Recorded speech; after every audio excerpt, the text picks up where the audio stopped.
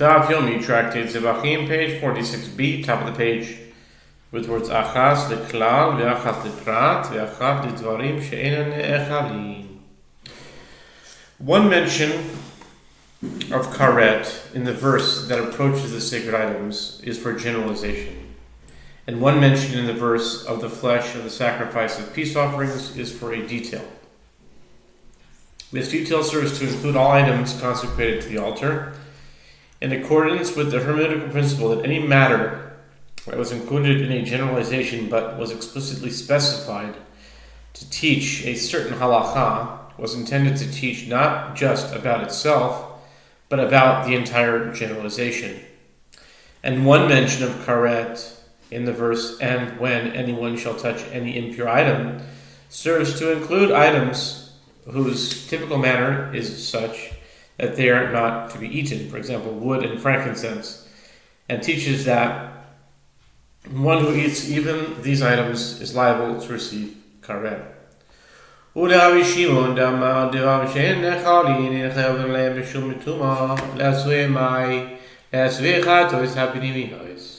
Gemara asks, and according to the opinion of Rabbi Shimon, who says in the Mishnah with regard to items whose typical manner is such that they are not to be eaten, that one is not liable for eating them due to violation of the prohibition against eating consecrated items in a state of virtual impurity. What does this last mention of karet serve to include?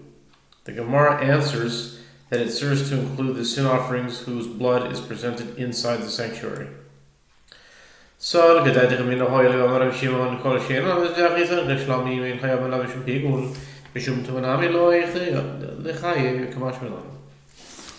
Gemara explains why this inclusion is necessary. It might enter your mind to say, since Rabbi Shimon says that concerning any offering whose blood is not presented on the external altar, like that of a peace offering, one is not liable for eating it due to violation of the prohibition of pigul. One should likewise not be liable for eating it due to violation of the prohibition of ritual impurity.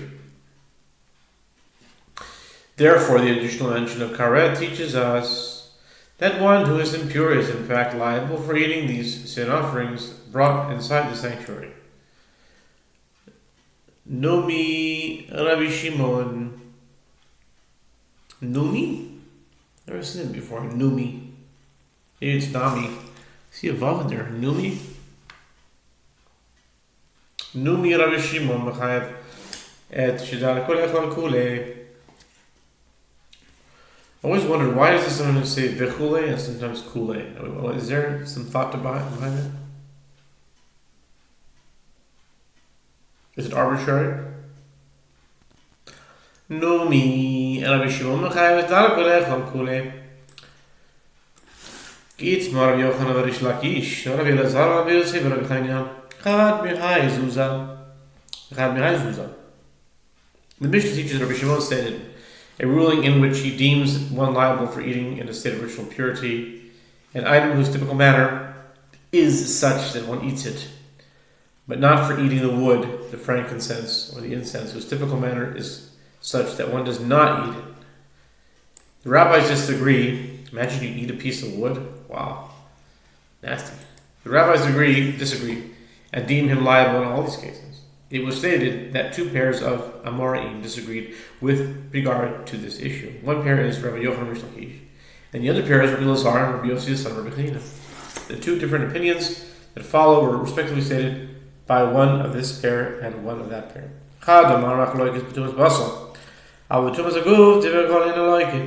One says the dispute between the rabbis and Rabbi Shimon with regard to the impurity of meat, meaning the item that is eaten is impure. The rabbis maintain that one who eats impure wood or frankincense is flogged, as derived from the two mentions of flesh in the verse, and the meat that touches any impure item shall not be eaten. It shall be burned with fire. As for the meat, everyone who is pure may eat of it. Leviticus 7:19. But if one ate wood or frankincense in the state of impurity of the body, everyone agrees that one is not flogged.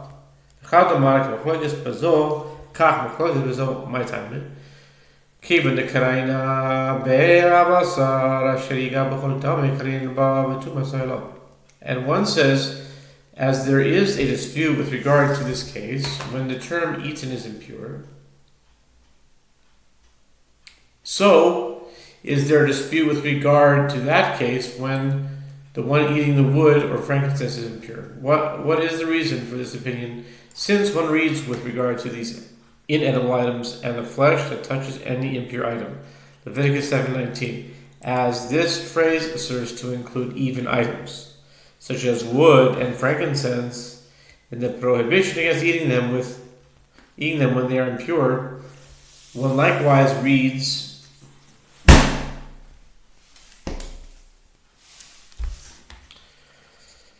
One likewise, where was I?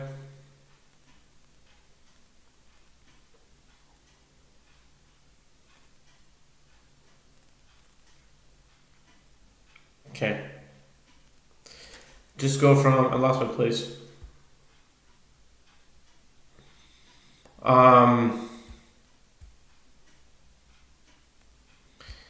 The rabbis maintain one who eats impure wood or frankincense is flogged is derived from the two mentions of flesh in the verse, and the meat that touches any impure item shall not be eaten, it shall be burned with fire.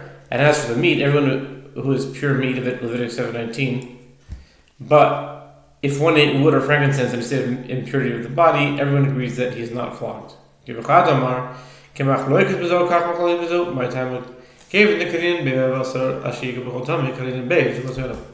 And one says there is a dispute with regard to this case when the item is eaten impure. So there is a dispute with regard to that case when the one eating the wood or the frankincense is impure. What is the reason for this opinion? Since one reads with regard to these inedible terms and the flesh that touches any impure item, Leviticus 7:19, as this phrase serves to include even items such as wood and frankincense in the prohibition against eating them when they are impure, one likewise reads, I think that's where it was.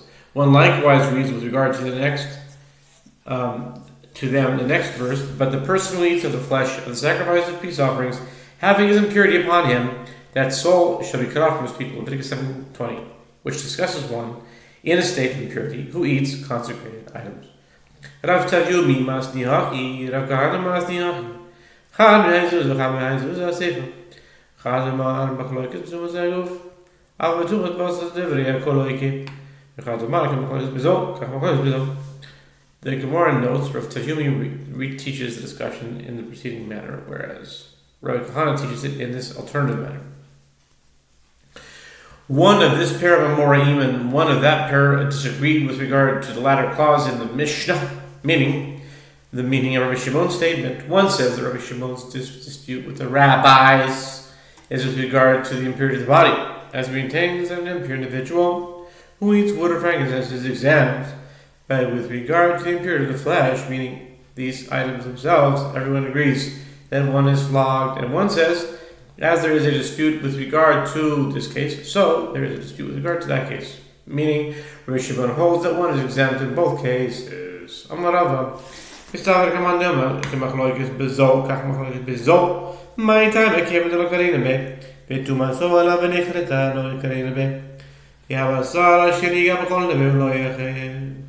Rava said it stands to reason that the correct interpretation is like the one who says, as there is a dispute with regard to this case, so there is a dispute with regard to that case. What is the reason? Since one does not read with regard to these inedible items having impurity upon him, that soul shall be cut off as according to both alternative explanations.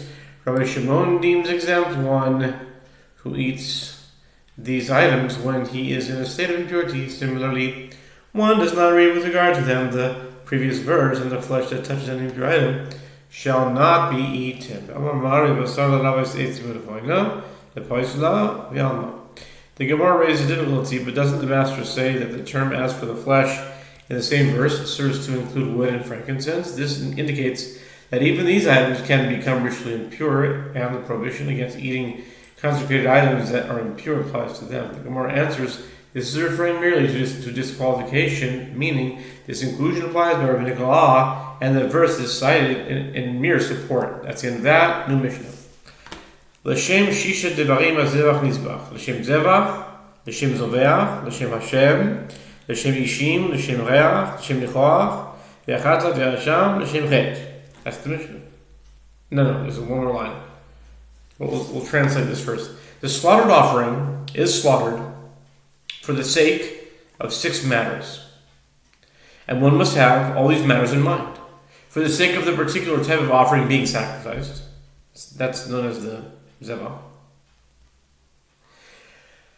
For the sake of the one who sacrifices the offering, it's the Zoveach. For the sake of God. For the sake of consumption by the fires of the altar. For the sake of the aroma. For the sake of the pleasing of God, meaning in fulfillment of God's will. And in the cases of a sin offering and a guilt offering, for the sake of atonement for the sin.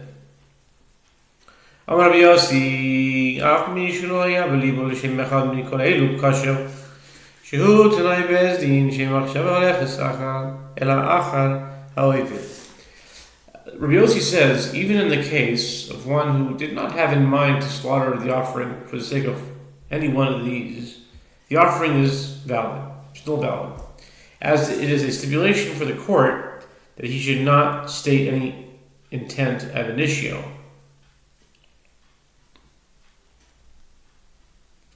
This is necessary because the intent follows only the one performing the sacrificial rite, and therefore if one who slaughters the animal is not careful and states the wrong intent, the offering would be disqualified through his improper intent. That's the Mishnah, and now the Gemara. Amar Rav Yehuda Marav, Oile L'Shem Oila, Lepoke Shem, L'Shem Shlomim L'Lah, Ishim L'Shem Ishim, Lepoke Kavava L'Lah. Rav Yehuda says, the Rav says, with regard to the verse, a burnt offering, an offering made by fire of a pleasing aroma to the Lord. Leviticus 1:9. The term a burnt offering means that one must intend that it be for the sake of a burnt offering, to the exclusion of one who sacrifices a burnt offering for the sake of a peace offering, which one may not do.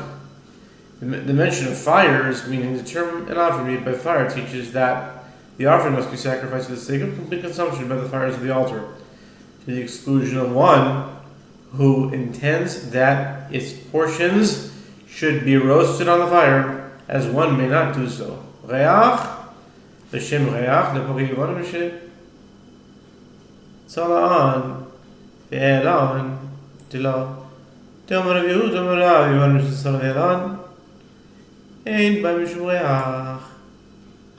Rav continues to expound the verse. The term aroma indicates that the offering must be sacrificed for the sake of the aroma, to the exclusion of limbs that one first roasted and afterward took them up to the altar, which he may not do. As Rav Yehuda says, the Rav says, with regard to limbs that one first roasted and afterward took them up to the altar, they do not constitute fulfillment of the requirement that the offering must be sacrificed for the sake of the aroma. Nichoach, Nichoach, Nichoach. L'shem halachas ruach, Hashem, l'shem mi she'amal v'haya ha'olam. The term pleasing means for the sake of pleasing God's Spirit, meaning that the offering should be accepted by God. Finally, the expression to the Lord indicates that it should be for the sake of the one who spoke and the whole world came into being. Amar Rav Yehuda Marav, Chatas sheshachata, Shem Oila, Pesu Shem Churin, Kesheo. Amar Rav Elazar, my time at Rav, V'lo yichalu et Kodshei Bnei Yisrael, Kodshim michalelin Kodshim, Ve'ein chulin michalelin Kodshim. Rav Yehuda says, Rav says, with regard to a sin offering that one slaughtered with intent that the slaughter be for the sake of a burnt offering, is disqualified, as explained in 2a. A sin offering that was slaughtered for the sake of another offering is entirely disqualified. But if he intended the slaughter to be for the sake of a non-sacred animal, it is valid.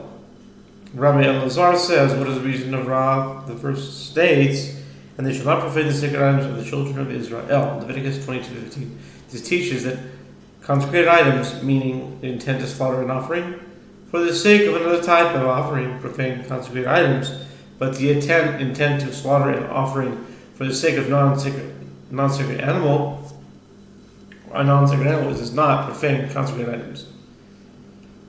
Masif Rabba Amra Yossi Af Mi Shelo Haya Yilibo L'Shem Echad Mikol Elu Kasha Shehu Tanai Bedin Tama Shelo Haya Belibo Klal Haya Belibo L'Shem Chule Paso. Rabba raises an objection in the Mishnah. Yossi says, even in the case of one who did not have in mind to slaughter the offering for the sake of any of these, the offering was fit, as it is a stipulation of the court that will not state any intent ab initio. Rama infers from this that the reason the offering is valid is it takes effect, and it affects acceptance, is that he did not have in mind any intent at all. But if he had in mind to slaughter the offering for the sake of a non-sacred animal, it is disqualified. A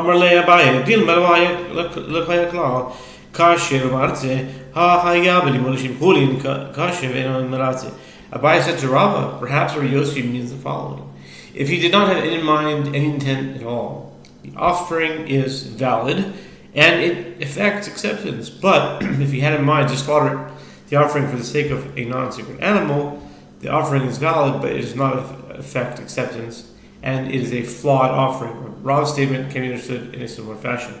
Rabbi